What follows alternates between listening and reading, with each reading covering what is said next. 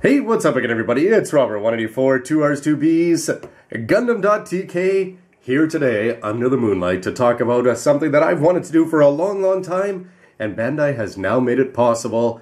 It was time for me to take this Gundam X, definitely worth a happy dance, in terms of finally getting a master grade of it's almost 20 years since the anime aired, and now that we brought it home in MG form, it was time for some variations. You already know about the divider, you already know about the DX. Do you know, though, that there can be some fun color variations that we've seen before? Since it's one of my favorite series, of course, I wanted to get my hands on as much as I could, and 2004, 2005, 2006, running in Gundam Ace was a continuation of the Gundam X epic, which was sadly cut short. But this series is called Under the Moonlight. You can see it here in 4 tankobon, so you can go and read those. But there's a new protagonist, very Garrett-ish there. His name's Rick Aller. And over the course of the first book mainly, he's going to meet this guy, Kai. And where does he meet him? Well, inside a Gundam X, which is of course going to become Rick's and become very cool when used by him. It already has some color variations from the familiar one that Garrett ran in, but over the course of the whole first book, it's actually not white at all, similar to the Mark II. What's better than meeting our new hero suit, but meeting it in the wrong colors at the beginning because it feels oh so good when they paint it up in the heroic white.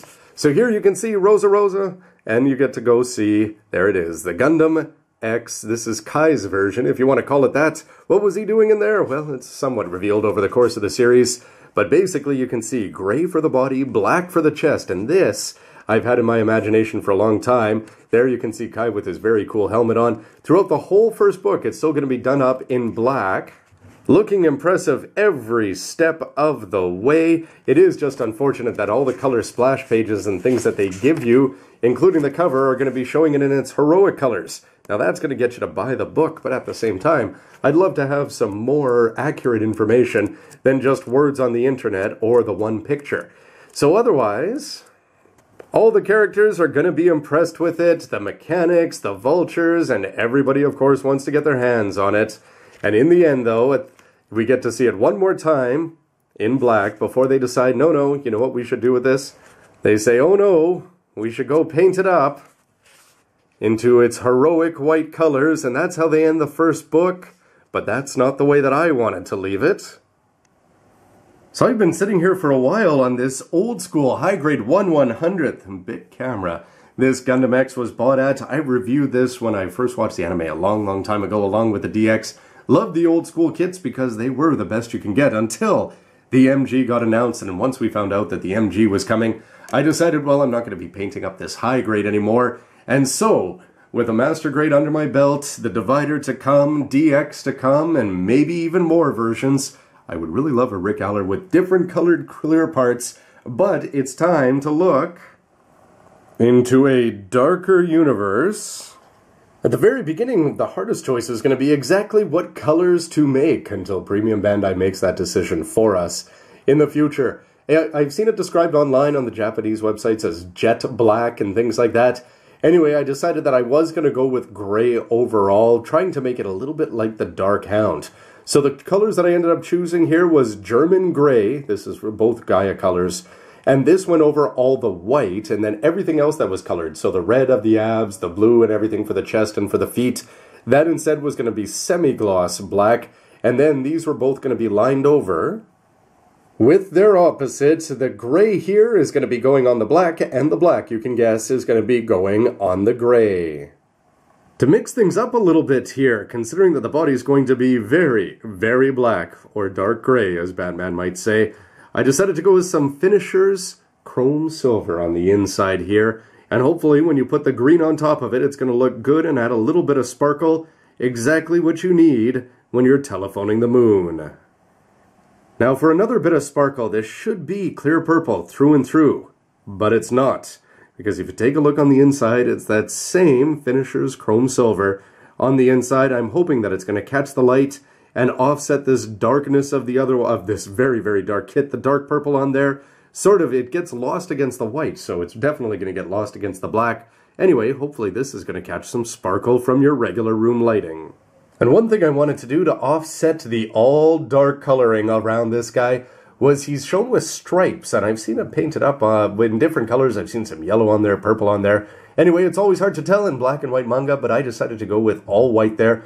So what I ended up doing is I didn't base coat, like I said, most of the kit, but with this one I just took some white and I blasted it around this area, and so it's actually got some white paint on there without a base coat on that. Then I taped it off, and then I just painted my regular gray all around that, and actually it seems to be sticking out pretty well visually right now.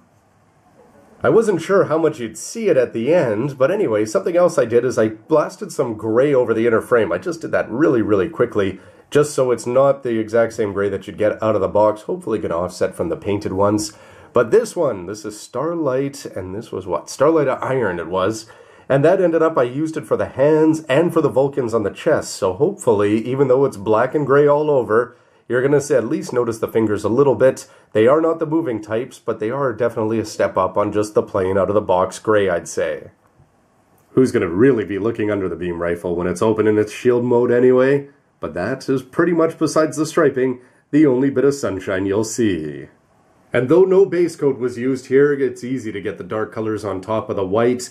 It never hurts to throw on a little bit of top coat, something I don't do all that often, but if you're going to take the time to paint, Mr. Super Clear, I went with the flat here, which is very much going to negate the semi-gloss black that went on the main chest section.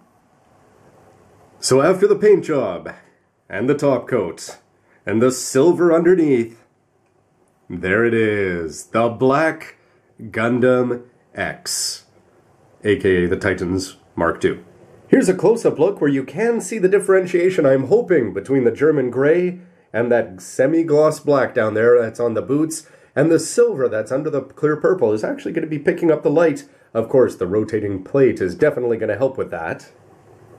For the upper body, well, you're going to see the green and the silver, definitely putting the silver under the green, as a lot of people said in my original MG review, and others is definitely going to help.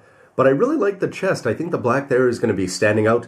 The head is actually mixed up. It's got some gray and some black in there. But ultimately, when you're seeing the bright yellow against the black, all you're really going to be seeing is that yellow anyway. It's looking good, though, for the vents and for the V-fin. But don't forget, for any Gundam X, well, except perhaps for the Divider, the focus is going to go to his back. Yes, it's the famous shoulder Vulcan. No, but I digress. With the satellite cannon on the back there, it's sort of cool. You are going to be seeing the shades of gray a little bit more up against the black, both from the inner frame and for the other gray, the German gray. But I'm really happy with the way those white stripes turned out there. I've seen them angled, I've seen them straight. I decided to go with the straight, so they're 90 degrees at the top and on the side, which you can get the idea from here. For color comparison, he's standing next to Soundwave Masterpiece. Yes, that should be Sound Blaster if everything was right in this black to white world. But the comparison I most wanted to make was next to the Dark Hound. This is a straight build out of the box from Bandai. And I wanted to go with the same sort of idea, where the gray was going to be covering what would normally be white on a Gundam, and then all the chest and all the tricolor, make that into the dark. What seemed to happen, though, is that at the very beginning, I thought there was a fair bit of difference between the black and the gray, but I put on a couple of blasts of this top coat, and when I did that, it just seemed to neutralize the differences between the two. So it made the gray look darker to my eyes, and it also made the black just look a little bit lighter. So you're not going to get as much contrast over here with my paint job in the German gray as you are going to get with the Dark Hound. And that's the fun part about painting, is that there's a million different ways to do it. And I'd love to hear your thoughts both on how this looks and which colors you might use if you did it up yourself. But I suppose the ultimate comparison is always going to be Camille in the Titan's blue/black turning into the white, or the same idea here. Here you've got the original Garrett Rands. And then, of course, we got to have Rick Aller find this one in black, kick Kai out of the cockpit, and then he went and did his own take on that. I really wish Bandai would sell us these clear purple parts in some nice green or very clear blue. That would look fantastic, and I'd definitely buy another one to add to the Divider, the DX, the Falcon, and everything else that we may get in MG form. But after receiving a transmission from the moon, and nothing to do with Tifa this time, there you have it. Master Grade XX is. So overall, I've got to say that this project was a lot of fun. It's been a long time in the making. I bought this manga a long time ago, and when I read #1 and I said, wow, a Black Gundam X. This was back before I was even painting anything, I think, before I tried the Crossbone X3 or anything, and long before Premium Bandai existed. And so to have one here, I was going to do it in the high grade, but the master grade was finally the impetus to get this done, and I'm pretty happy with the way it came out. In hindsight, may go a little bit lighter for the body, so maybe German gray is not going to be your friend. Something more similar to the Darkhound may be the right way to go. How would it look, do you think, with a more glossy chest? With a little less matte coat on top of that? It may stand out, but overall, I think once you get the satellite cannons out, and don't forget he's got all his regular weapons, and you can check out my review of the regular Gundam X to see all the options there. But just the fact that my dream, after reading this whole first volume and saying, wow, a Black Gundam X, to go along with, well, who else have we had? Crossbone X2, the Mark II, and pretty much any time they make a Black Convoy, yeah, just, you know that they sell. So the question is, in the future, will Bandai make one of these for Premium Bandai Online? Or if you just take a look here, you can see that instead of purple, it's green all over the place in nice clear parts. That's something I'd pick up. GX bits, are those possible, or are we just going to go straight to the divider and the Mao? Don't forget that you can go vote on my website, GundamReviews.net, as to which ones you would be buying in the future. But is there anybody out there who's as crazy about the Black Gundam X as I? Well, anyway, I want to say thank you very much for checking it out. And for everybody who had some help with this, it was a lot of fun putting it together. And I look forward to hearing your comments. And hopefully, if time permits, there may be the odd paint job like this in the near future. Any ideas? Love to hear from ya. Thanks for watching, everybody. See ya. I can't resist one more look at the front there. Trying to think of who else there is. Exia Dark Matter, Harrison's F91, V1, V2. Come on, Bandai, you can totally Black Convoy all of us and make us buy them all.